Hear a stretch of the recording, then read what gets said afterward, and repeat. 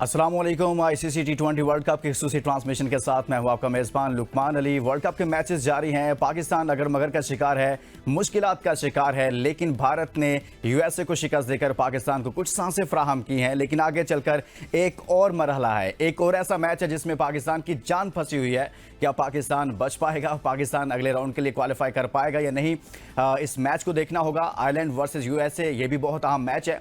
जबकि दूसरे ग्रुप में भी बड़ी हलचल है और सूरत हाल कुछ यूं है कि न्यूजीलैंड जो है वो भी अगर मगर का शिकार हो गया है, वो भी पाकिस्तान की रविश पर है। और सूरत हाल ये है कि न्यूजीलैंड हार गई है वेस्ट इंडीज से और अब उसका भी फैसला होने जा रहा है कि वो भी इस टूर्नामेंट में अपने सफर को बरकरार रख पाएगी या फिर टूर्नामेंट से आउट हो जाएगी। दूसरी जानिब हम बात करेंगे, चेयरमैन पीसीबी ने बयान दिया था छोटी सर्जरी नहीं बड़ी सर्जरी की जरूरत है, लेकिन अब वो कहते हैं कि थोड़ा सा टाइम देना चाहिए। अभी टीम खेल रही है, थोड़ा सा टाइम दें, थोड़ा सा इसे सपोर्ट करें। अपने उस बयान से वो पीछे हटे हैं। क्यों हटे हैं? क्या उस वक्त ज्यादा जज्बाती हो गए थे? इस पर बात करेंगे। हमारा पैनल हमारे साथ मौजूद है। साबिक टेस्ट क्रिकेटर हसन रजा हमारे साथ मौजूद हैं। हसन भाई बहुत शुक्रिया आपका। उनके साथ मौजूद हैं sports anchor, sports analyst Hasnain Liaquat, और इसी तरह से हमारे साथ मौजूद हैं क्रिकेट पर बहुत गहरी नजर रखते हैं, हमारे साथ मौजूद है डॉक्टर हफीज अवान साहब। डॉक्टर साहब बहुत शुक्रिया, आपने हमारे लिए वक्त निकाला। और हम आगाज़ करेंगे हसन से, इसका आगाज़ कर लेते हैं। हसन, सबसे पहले तो हम बात करेंगे पाकिस्तान के मैचेस पर, तो बात करेंगे भारत और यूएसए के मैच पर भी बात करेंगे, लेकिन जो दूसरे ग्रुप हैं उनमें भी बड़ी हलचल हुई है। स्पेशली अगर बात की जाए न्यूजीलैंड जो है वो भी अगर मगर का शिकार हो गया। वेस्ट इंडीज टॉप पर है, न्यूजीलैंड बिल्कुल नीचे है। देखिए, हम यही बात कर रहे हैं कि फर्स्ट टाइम अमेरिका में क्रिकेट होने जा रही है और वहां पर ट्रिकी पिचेस हैं। अब से 24 से 25 मैचेस हुए हैं। ट्रिकी पिच तो पाकिस्तान में पहले दिन से कहने ट्रिकी है। हाँ बिल्कुल, पहले दिन से इसलिए कह रहा हूँ क्योंकि वो कैनेडियन मीडियम पेसर जो बाबर आजम को कॉर्ट बिहाइंड कर रहे हैं, स्लिपों में लगा रहे हैं, तो ट्रिकी पिच इसलिए है कि बॉलिंग कंडीशंस जो है बड़ी डिफिकल्ट हुई हुई हैं। 120 रन देखें, कहाँ T20 फॉर्मेट में आप 140 रन, 150 या 170 रन पे जाते थे। आज ये हो रहा है कि कोई भी टीम अगर 140 रन कर लेगी, समझ लें विनिंग पोजीशन में आ जाती है। और यही चीज़ थी कि दो वेन्यू में मैच हो रहे हैं, अमेरिका में भी हो रहे हैं, वेस्ट इंडीज़ में भी हो रहे हैं। अब फ्लोरिडा का सफर खत्म हो जाएगा, अमेरिका का, वेस्ट इंडीज़ में सारे मैचेस आ जाएंगे। एक उनमें से मैच जो आपका जिक्र कर रहे हैं, तो आउटस्टैंडिंग न्यूजीलैंड जो एक आउटस्टैंडिंग टीम है, फील्डिंग में देखें एनर्जेटिक है, केन विलियमसन कैप्टनसी कर रहे हैं। आउटस्टैंडिंग पाकिस्तान को उन्होंने सीरीज हराई शाहीन शाह की कैप्टनसी में अगेन। मगर यही चीज़ है कि टीम कॉम्बिनेशन देखें कैसा है। वेस्ट इंडीज़ जो है वो क्वालिफाइंग राउंड में जाने वाली थी, बीच में वापस वो कम बैक करके आए। ऑस्ट्रेलिया को उन्होंने 27 साल बाद टेस्ट क्रिकेट में हराया। जोसेफ ने आउटस्टैंडिंग बॉलिंग करी। एक प्लेयर की परफॉर्मेंस एक कंट्री में जब वो अच्छा खेलता है तो बाकी 10 प्लेयर्स जो हैं वो एनर्जेटिक हो जाते हैं, और ये क्वालिटी जो है वेस्ट इंडीज़ में रही हमें मैच में।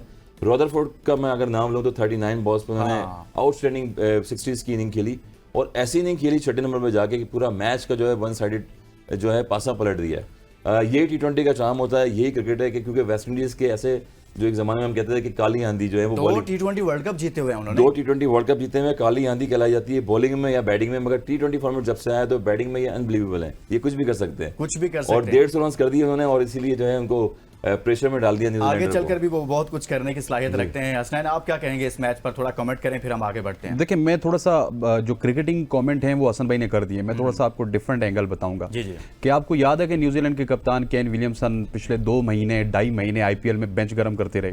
कि आपको याद है कि न्यूजीलैंड की टीम पाकिस्तान में आई थी तो न्यूजीलैंड के 9 सुपरस्टार उस टीम में मौजूद नहीं थे, और 9 के 9 सुपरस्टार IPL में खेलते थे। न्यूजीलैंड के साथ भी वही काम हुआ जो पाकिस्तान क्रिकेट के साथ हुआ। इन्होंने पैसे को इज्जत दी, क्रिकेट को इज्जत नहीं दी। जब आप पैसे को तरजीह देंगे क्रिकेट के ऊपर, पैसे को तरजीह देंगे मुल्क के ऊपर, तो फिर आपके साथ यही हाल होगा। आप देखिए ना, केन विलियमसन अगर पाकिस्तान वाली सीरीज खेल लेते, डेरल मिचेल पाकिस्तान वाली सीरीज खेल लेते, सैंटनर पाकिस्तान वाली सीरीज खेल लेते, फिन एलन पाकिस्तान वाली सीरीज खेल लेते, तो इनकी एक प्रैक्टिस होती। लेकिन वहां पे उन्होंने एक C टीम भेजी, बल्कि D टीम भेजी, उसने आके पाकिस्तान को सीरीज में बराबर किया। ठीक है, उसकी एबिलिटी आप चेक कीजिए, क्योंकि वो उनका डोमेस्टिक खेल रहे थे। लेकिन जो उनके प्लेयर थे टच में, वो IPL में जाके बेंच गर्म करते रहे। और न्यूजीलैंड जो कि हमेशा से सुपर 4 की टीम रही है या सुपर 2 की टीम रही है, टॉप 2 टीम्स में आती है, फाइनलिस्ट भी रही है, 2-3 दफा सेमीफाइनल खेले, 2-3 दफा ग्रुप स्टेजेस पे इनका सफर खत्म हुआ।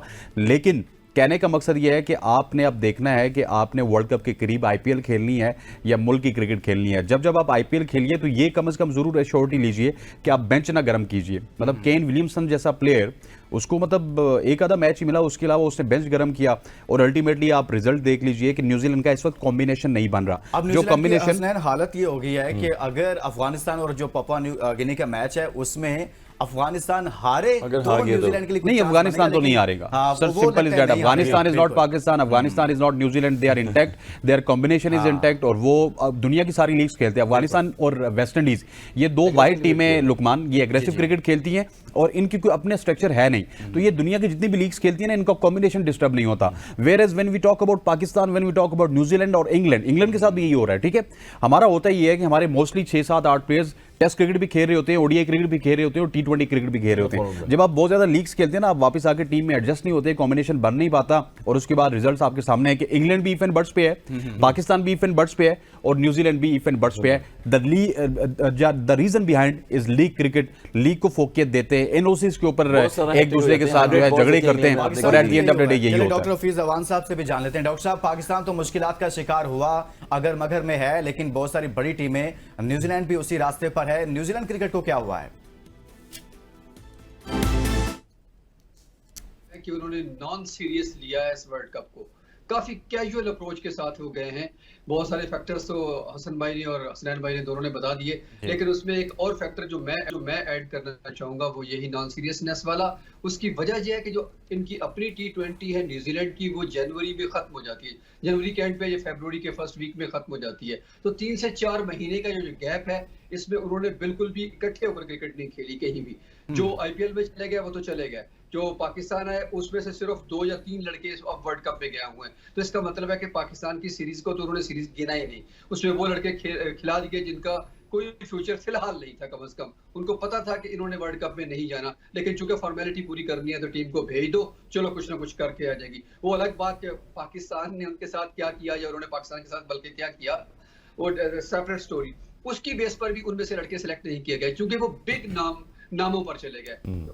जैसे बहुत सारी टीमें हैं जो सिलेक्ट करती है कि नहीं जी हमें परफॉर्मर चाहिए, बिग नेम चाहिए।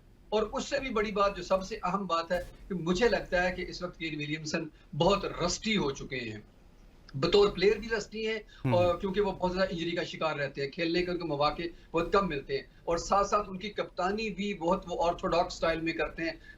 खामोश होना अच्छी बात है और अपने आप को कंपोज रखना, कूल एंड काम रखना अच्छी बात है, लेकिन T20 क्रिकेट कुछ एग्रेशन मांगती है और कैप्टन से कुछ बढ़कर मांगती है, ताकि वो कुछ ऐसा कर दे कि सारे के सारे 10 के 10 बाकी प्लेयर्स भी उठ खड़े हो और वो टीम जो गिरी हुई है वो भी उठ खड़ी हो। तो ये सारे एलिमेंट्स, यानी कि केन विलियमसन की कप्तानी, केन विलियमसन का होना और उनकी प्रोएक्टिव अप्रोच ना होना, और इसके अलावा 3-4 महीने का क्रिकेट का गैप और इकट्ठे टीम के तौर पर ना खेलना, ये अहम फैक्टर है न्यूजीलैंड के हार में। जिस तरह के वो रिजल्ट प्रोड्यूस किए हैं उन्होंने, ये तमाम फैक्टर्स मिलकर यहां तक न्यूजीलैंड को पहुंचाया। अब हम बात करेंगे चेयरमैन पीसीबी के बयान की। समझ नहीं आती कि चेयरमैन पीसीबी, अभी टूर्नामेंट चल रहा था तो उसी दौरान उन्होंने अपने आप को सर्जन समझ लिया और कहा कि हम अब बड़ी सर्जरी करने जा रहे हैं। पहले कहा छोटी सर्जरी की जरूरत नहीं, अब बड़ी सर्जरी की जरूरत है, और फिर हेडलाइंस बनवाती मीडिया में, फौरी तौर पर जो इंडिया से शिकस्त थी उसको, उसकी इंटेंशन को डाइवर्ट कर दिया। अब कह रहे हैं, अब साहब फरमा रहे हैं, अब मोहसिन नकवी साहब फरमा रहे हैं, अब चेयरमैन पीसीबी साहब फरमा रहे हैं कि भाई थोड़ा सा टाइम दें, टीम अभी खेल रही है, अभी मैचेस बाकी हैं, कौम दुआएं कर रही है, पाकिस्तान आगे जा सकता है। हसन रजा, क्या जरूरत पड़ी थी उस वक्त फिर इस तरह का बयान देने की मोहसिन नकवी को, कि जब टीम अभी खेल रही है, अब पता चला इनको कि अभी बाकी मैचेस हैं? देखिए, ये तो 3-4 दिन पहले ही जो है ना वो डिसाइड हो रहा था, जब आप आइलैंड से खेल रहे थे, वहाँ पर आइलैंड से मैच आ रहे, फिर उसके बाद इंग्लैंड से जब मैच आ रहे हैं, आप वहाँ पर अशाइये हो रहे थे टीम के, वहाँ पर डिनर हो रहे थे, इंग्लैंड से शुरू हो गए थे, हाई कमीशन में जा रहे थे, केक कट रहे थे, कोई रॉयल हज कराने की जो है फरमाइशें कर रहा है, कोई इसके बाद बहुत सारी चीज़ें अनाउंसमेंट में की हुई थी कि अगर वर्ल्ड कप जीत के आएंगे, मैचेस जीत के आएंगे तो ये होगा, वैसे होगा। और फिर इसके बाद क्रिकेट में मैंने कभी जिंदगी में ये चीज़ें नहीं सुनी कि सर्जरी हो रही है, हाँ बड़ा ऑपरेशन लग रहा है, बड़ा ऑपरेशन हो रहा है। कौन सी बातें हो रही है पाकिस्तानी क्रिकेट में, मुझे समझ नहीं आया आज तक।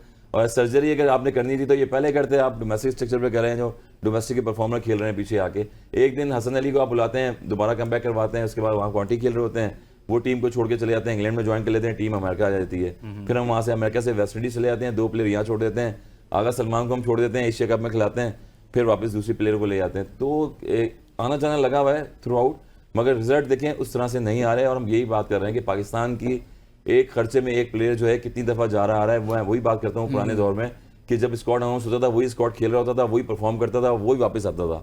अब 2 जाते हैं, 3 उधर ही रहते हैं, 4 विकेट कीपर होते हैं, टीम का रिजल्ट कुछ भी नहीं आता। 5 ओपनर सर, 5 ओपनर होते हैं। ये इन्वेस्टमेंट है पाकिस्तान क्रिकेट बोर्ड की है, ये पाकिस्तान के जो इन्वेस्टमेंट जो हो रही है। सर्जन साहब है इनकी है ना सर? ये इनकी है, वही मैं बता रहा हूँ कि सर्जन चेयरमैन जो हैं, जो भी लोग हैं डिसाइड कर रहे होते हैं। 14 लोगों का पैनल आपका वहाँ गया है।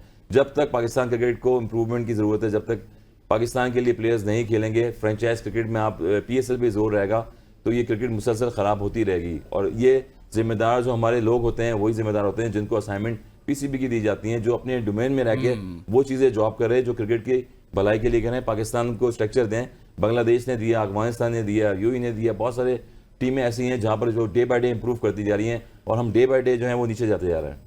हसनैन, आप क्या कहेंगे कि चेयरमैन PCB आप कह रहे हैं कि जी अभी टीम को वक्त देना चाहिए, अभी हो सकता है टीम आगे चली जाए और ज़रूरत इस चीज़ की है, यानी कि उन्होंने अपनी सर्जरी जो थी वो पेंडिंग कर दी है। मेरा सवाल यह है, क्या उस दिन इतना सख्त रिएक्शन इसलिए दिया गया था कि जो इंडिया से पाकिस्तान हारा था उसकी जो सारी इंटेंशन थी उसको फौरी डाइवर्ट कर दिया जाए, हेडलाइंस बनवा दी जाए, देखें जी मोहसिन नकवी साहब ने यह कर दिया, देखें जी चेयरमैन PCB जो है वो एक्टिव हो गए हैं, अब टीम में ये नहीं रहेगा, वो आएगा, ये होगा। इंटेंशन डाइवर्ट करना सिर्फ मसला था?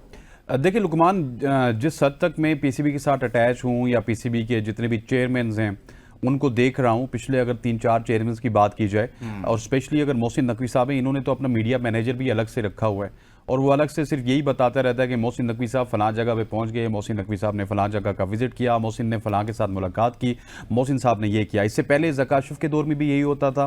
नजम सेठी थोड़ा सा इस हवाले से पीछे थे, रमीज़ हसन राजा साहब भी पीछे थे क्योंकि शायद उनको इतनी ज़्यादा एडवर्टाइजमेंट की ज़रूरत नहीं थी। कोई भी चेयरमैन PCB इतनी मीटिंग नहीं करता। जी हाँ। हसनैन, ये हर दूसरे रोज मीटिंग कर रहे आपने ना अपने सवाल में ही मैं समझता हूँ जवाब दे दिया कि उस वक्त जो मोहसिन नकवी साहब ने वो बड़े ऑपरेशन और छोटे ऑपरेशन की बात की थी कि मैं चाह रहा था कि छोटे ऑपरेशन से काम हो जाए, लेकिन मुझे लगता है कि बड़े ऑपरेशन से अब काम चलेगा। बेसिकली वो मीडिया को ठंडा करने के लिए था और अपने ऊपर से अटेंशन डाइवर्ट करने के लिए था क्योंकि बड़े इंटेलिजेंट आदमी है। अभी आप देखिए ना कि हमारे प्लेटफॉर्म के अलावा या एक इक्का दुक्का प्लेटफॉर्म के अलावा nobody blames chairman PCB, but he is ultimately the one guy जिसने टीम सिलेक्टर को सिलेक्ट किया, जिसने कोचेस को सिलेक्ट किया, जिसने 7 सिलेक्टर्स को टीम बनाने का मशवरा दिया, फिर उसके बाद अप्रूवल भी खुद दी।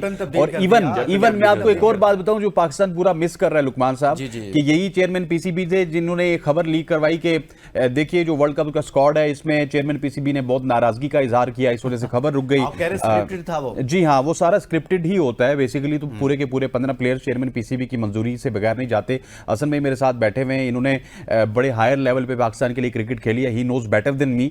लेकिन ये तमाम द ड्रामा इस वजह से है कि अपने ऊपर से अटेंशन डाइवर्ट करें। लेकिन हम इस प्लेटफॉर्म से ये बताते रहेंगे कि जितना कसूर बाबर आजम का है उतना ही कसूर वहाब रियाज का है, जितना कसूर वहाब रियाज का है उतना ही कसूर मोहसिन नकवी साहब का है, और ये तमाम ये जो तीनों का ट्राइका है ये कसूरवार है अगर पाकिस्तान अगले मरहले में क्वालिफाई नहीं करता। और मुझे ये लगता है कि पाकिस्तान शायद डॉक्टर साहब बेहतर बताएंगे, डॉक्टर साहब के सोर्सेज भी हैं क्योंकि जहां पे डॉक्टर साहब रहते हैं वहां से करीब है फ्लोरिडा, और हमारे से तो बहुत ज्यादा दूर है, उनसे करीब है। तो फ्लोरिडा की जो सूरत हाल है, मियामी में तो फ्लड वाली सूरत हाल है। अब फ्लोरिडा में क्या होता है, जुमे वाले दिन सबसे पहले हमने दुआएं करनी है, उसके बाद इतवार वाले दिन दुआएं करनी है। लेकिन लुकमान साहब ये देखिए ना, हालत ये चेक कीजिए कि अभी सिर्फ इफ एंड बट्स वाले मामलात आए तो चेयरमैन PCB मूव हो गए। अगर ये टीम सुपर 8 में पहुंच गई या कहीं अल्लाह ना करे सेमीफाइनल में पहुंच गई तो चेयरमैन PCB तो वापस ख्वाब खरगोश में सो जाएंगे और उसके बाद फिर मेरे ख्याल सारी फाइलें बंद हो जाएंगी।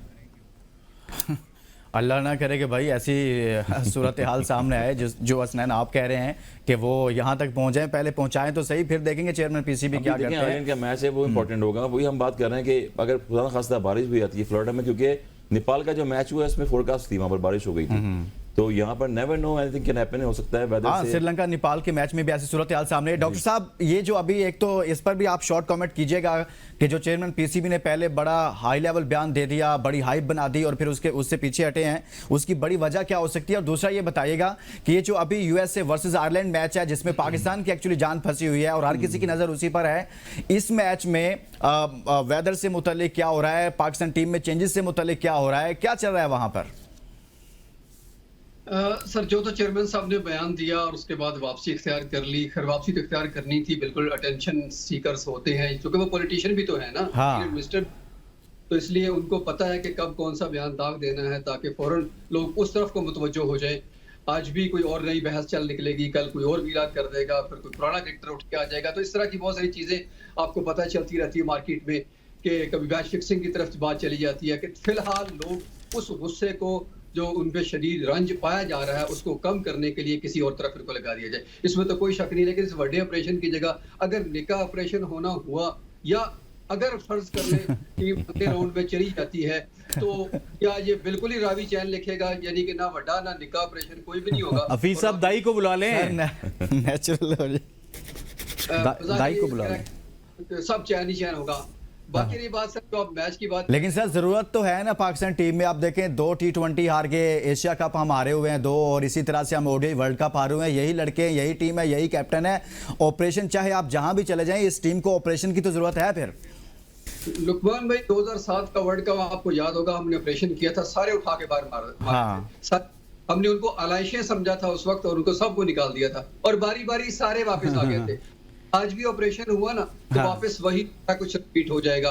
तब तो फिर भी हमारे पास ऑप्शन थी, अच्छे प्लेयर मौजूद थे, कैंप में पीछे मौजूद थे, बेंच पे मौजूद ये थे। आपने एक बड़ा सवाल उठा दिया कि बड़ी नुक्ते की तरफ आप ले गए कि जब ऑपरेशन होता है निकाला जाता है, लेकिन कुछ ही अरसे बाद वही दोबारा टीम में आते हैं। ये क्या मामला है? क्या हमारे बैक पे कोई ऐसी सूरत हाल मौजूद नहीं होती कि हम उसको सस्टेन कर सकें, एक ब्रेक के बाद वापस आएंगे? इस पर बात करेंगे।